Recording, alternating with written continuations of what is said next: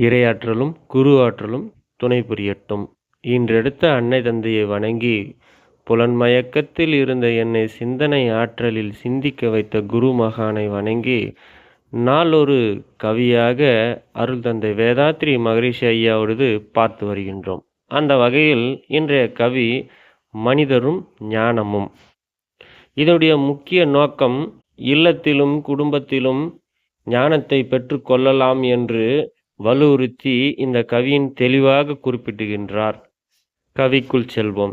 ஞான நிலை இல்லத்தில் வாழ்வோருக்கு நல்லதல்ல கிட்டாது, வேண்டுவோருக்கு கானகமே தகுதி எனவும் கற்பித்த கருத்தேற்ற காலமும் மாறிப்போச்சு.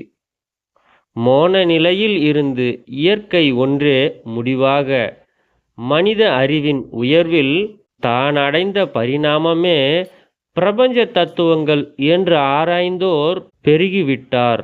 அருள் தந்தை அவர்கள் ஞானம் என்பது எப்படி இருந்தது என்றால், காடு வனவாசம். ஞானம் என்றாலே வீடு குடும்பம் வாசல் துறவு என்று அனைவரும் காடை தேடி மலைப்பிரதேசத்தில் காடு காடாக அலைந்து திரிந்து ஞானத்தை பெறும் நிலையில் ஏற்படுத்தி கொண்டு வடிவமைத்து தந்திருந்தார்கள். மற்றும் பெண்களுக்கு தவமோ ஞானமோ கிடைக்க வாய்ப்பு இல்லாத முறையில் இருந்து கொண்டிருந்தது. அதையெல்லாம் மாற்றி இல்லத்தில் இருந்து கொண்டே அனைவரும் ஞானம் பெறலாம் என்று உணர்த்திய ஒரு உத்தம மகான் வேதாத்ரி மகரிஷி ஐயா அவர்கள் மட்டுமே. அனைவராலும் ஞானத்தை பெற முடியும்.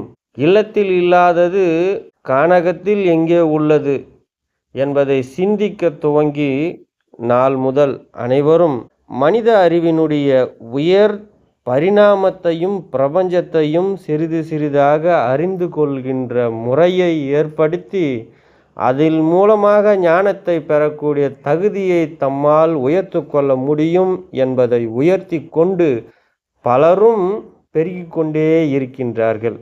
அந்த பலருளும் நீங்களும் ஒருவராக இருக்க வேண்டும் என்றால் அனைவரும் அறிவித்திருக்கோவில் வந்து தங்களை குடும்பமாக இணைத்து கொண்டு வாழ்வில் நல்வாழ்வு பெறச் செய்யுங்கள்.